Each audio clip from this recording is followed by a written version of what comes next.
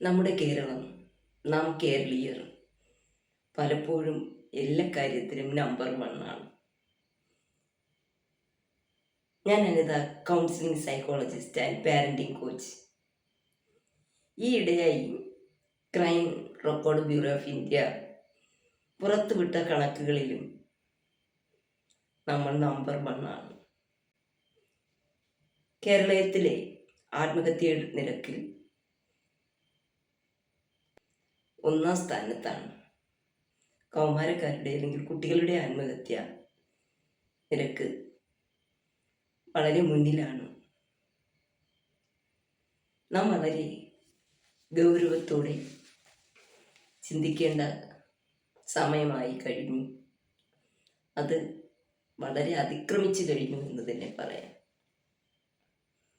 പലപ്പോഴും ആത്മഹത്യകൾക്ക് കാരണം മാനസിക ആരോഗ്യം, മാനസിക രോഗങ്ങളെക്കുറിച്ചുള്ള അറിവില്ലായ്മയും അറിഞ്ഞാൽ തന്നെ ചികിത്സിക്കാനുള്ള വിമുഖതയുമൊക്കെയാണ് പലപ്പോഴും ആത്മഹത്യയിലോട്ട് നയിക്കുന്നത്. കുട്ടികളിൽ ഉണ്ടാകുന്ന ആത്മഹത്യക്ക് കാരണം എന്താണെന്ന് പറഞ്ഞാൽ പലവിധമായ കാരണങ്ങളുണ്ട്. പരീക്ഷ അടുക്കുമ്പോൾ വളരെ മിടുക്കരായ കുട്ടികൾ ആത്മഹത്യ ചെയ്യുന്നത് കാണാം. റിസൾട്ട് വരുന്നത് വരെ കാത്തിരിക്കുവാനുള്ള മനക്കരുത്തില്ലാണ്ട് ആത്മഹത്യ ചെയ്യുന്ന കുഞ്ഞുങ്ങളെയും നമ്മൾ കാണുന്നുണ്ട്. എന്നാൽ അവരുടെ റിസൾട്ട് വരുമ്പോൾ അവർ 1ാം സ്ഥാനത്തിന് മാർക്ക് വാങ്ങിയിട്ടുണ്ടാവും. എന്താണ് ഇതിനൊക്കെ കാരണം? നമ്മൾ അന്വേഷിക്കണം, കണ്ടെത്തണം. അത് നമ്മുടെ നല്ല ഭാവിക്ക് അത്യാവശ്യമായിട്ടുള്ള കാര്യമാണ്. കുട്ടികളുടെ മാനസിക ആരോഗ്യം കഴിഞ്ഞ ഒരു തലമുറയേക്കാൾ ഇന്നത്തെ തലമുറയെ സംബന്ധിച്ചിടത്തോളം വളരെ അപകടത്തിലോട്ടാണ് പോയിക്കൊണ്ടിരിക്കുന്നത്. അവർക്ക് സന്തോഷം നൽകുന്നിടത്ത് സൗഹൃദങ്ങളില്ല. അതാണ് അതിനൊരു കാരണം. അവർക്കിന്ന് സന്തോഷം നൽകുന്നത് എവിടെയാണ്? സ്മാർട്ട് ഫോണിൻ്റെ മുന്നിൽ.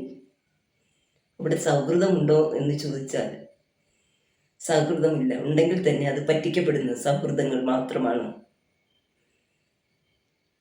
മുമ്പ് നമുക്ക് എന്തെങ്കിലും ഒരു വിഷമം ഉണ്ടെങ്കിൽ നമ്മുടെ സൗഹൃദങ്ങളുടെ ഇടയിൽ അത് ചർച്ച ചെയ്യപ്പെടും. അത് നിസ്സാരമായി നമ്മ വിട്ട് കടന്നു പോകും. ഇന്ന് കുഞ്ഞുങ്ങളെ സംബന്ധിച്ചിടത്തോളം സോഷ്യൽ കണക്ഷൻസ് ഒട്ടുമേയില്ല. അത് ഡിസ്കണക്ഷനിലോട്ട് പോയിക്കൊണ്ടേയിരിക്കുന്നു. മറ്റൊന്ന് പാരൻറ്റിങ് സ്റ്റൈലിൽ വന്നിട്ടുള്ള പ്രശ്നങ്ങളാണ്. നമ്മുടെ വിദ്യാഭ്യാസ സമ്പ്രദായത്തിലുണ്ടായ മത്സരബുദ്ധി പലപ്പോഴും കുട്ടികളുടെ ജീവൻ എടുക്കുന്ന നിലവാരത്തിൽ എത്തിച്ചേർന്നിട്ടുണ്ട്. അവസാനത്തെ എക്സാം നടക്കാൻ 1 മാസം ഉള്ളപ്പോൾ ക്ലാസ്സിലെ കുട്ടികളെ A+ മേടിക്കാൻ കഴിവുള്ളവരെന്നും A വാങ്ങാൻ കഴിവുള്ളവരുമെന്നും ഒക്കെ പറഞ്ഞ് തരംതിരിച്ച് നിർത്തുന്നത് കാരണം അവർ ഒത്തിരി പ്രഷറിലോട്ട് പോവുകയാണ്. കുട്ടികൾ വളരെ മിടുക്കരായ കുട്ടികൾ വളരെയേറെ ടെൻഷൻ അനുഭവിക്കുന്നുണ്ട്. കൗൺസിലിങ്ങിനായിട്ട് പാരൻസ് എക്സാമിനേഷൻ നടക്കുവാൻ 1-2 ആഴ്ചകളുള്ളപ്പോൾ ഞങ്ങളുടെ അടുത്തേക്ക് കടന്നു വരാറുമുണ്ട്. ആ സമയത്താണ് ഞാൻ അറിയുന്നത് ക്ലാസ്സിൽ A+ വാങ്ങുന്ന കുട്ടികളുടെ ഗണത്തിലാണ് ആ കുട്ടീനെ ഉൾപ്പെടുത്തിയിരിക്കുന്നത്. എനിക്കതിനാകുമോ? എനിക്കതിനായില്ലെങ്കിൽ ഞാൻ എന്ത് ചെയ്യും? ടീച്ചേഴ്സിൻ്റെ അമിതമായ പ്രഷർ, പ്രതീക്ഷ. സ്കൂളിൻ്റെ ഡിഗ്നിറ്റി നിലനിർത്തണമാകണം. വാങ്ങാൻ കഴിവുള്ള കുട്ടി തന്നെയാണ്. എന്നാലും എക്സാം ടൈം ആകുമ്പോൾ കുട്ടികളെ ഇങ്ങനെ തരംതിരിക്കുന്നത് അവർക്ക് വളരെയേറെ മെൻ്റൽ പ്രഷർ ഉണ്ടാക്കുന്നുവെന്ന് ഈ ഫീൽഡിൽ നിൽക്കുന്ന ഞങ്ങൾക്ക് അനുഭവമുള്ളതാണ്. കുട്ടികൾ പലപ്പോഴും ഒറ്റപ്പെട്ടു പോകുന്നു പലയിടത്തും.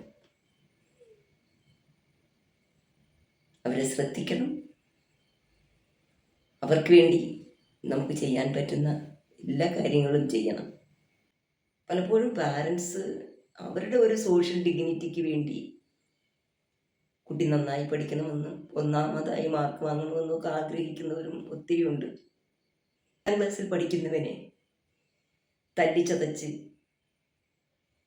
കൗൺസിലിങ്ങിന് വേണ്ടി എൻ്റെ മുമ്പിൽ കൊണ്ടുവന്നത് ഞാനിപ്പോൾ ഓർമ്മിക്കുകയാണ്. അമ്മ പ്രാന്തിയെ പോലെ അലറി വിളിക്കുകയാണ് മുന്നിൽ വന്നിട്ട്. ഇവൻ കാരണം എനിക്ക് പുറത്തിറങ്ങി നടക്കുവാൻ പറ്റുന്നില്ല. എൻ്റെ മാർക്ക് എനിക്ക് വെളിയിൽ പറയാനേ പറ്റുന്നില്ല. എൻ്റെ തല താഴ്ന്നു പോകുന്നു. ഈ രീതിയിൽ പുലമ്പുന്ന പാരൻസ്, ആ കുഞ്ഞാണെങ്കിൽ ഇതെല്ലാം അവരുടെ ടാലൻറ്റും കഴിവും പൊട്ടൻഷ്യലുമൊക്കെ പുറത്ത് കൊണ്ടുവരുവാൻ വേണ്ടിയുള്ള സപ്പോർട്ട് കൊടുക്കണം. ആവശ്യമില്ലാത്ത പ്രഷർ കുട്ടികൾക്ക് കൊടുക്കരുത്. ഇന്നത്തെ ഈ സമൂഹത്തിൽ, ഈ ടെക്നോളജിയുടെ കാലത്തിൽ മാർക്ക് കൊണ്ട് ഒരിടവും എത്തത്തില്ല.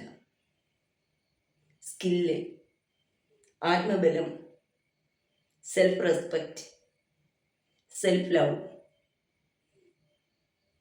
സോഷ്യൽ കണക്ഷൻസ്, ഇതെല്ലാം മെയിൻറ്റെയിൻ ചെയ്യേണ്ടത് വളരെ അത്യാവശ്യമാണ്. നാം വളരെയേറെ തോട്ട്ഫുൾ ആവണം. നിങ്ങൾക്ക് കുഞ്ഞുങ്ങളെ ശരിയായ രീതിയിൽ മെൻറ്റർ ചെയ്യാനോ ലീഡ് ചെയ്യാനോ ഒക്കെ പറ്റുന്നില്ലെങ്കിൽ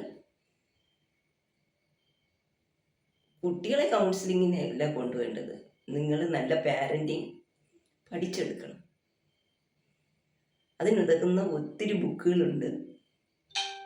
അല്ലെങ്കിൽ നല്ല രീതിയിൽ പാരൻറ്റിങ് കോച്ച് ചെയ്യുന്ന ആൾക്കാരുണ്ട്. അപ്പോൾ അവരെയൊക്കെ കോണ്ടാക്ട് ചെയ്ത് നല്ല രീതിയിൽ മുന്നോട്ട് പോകുവാൻ ഈശ്വരൻ നിങ്ങളെല്ലാം സഹായിക്കട്ടെ. Thank you for watching these.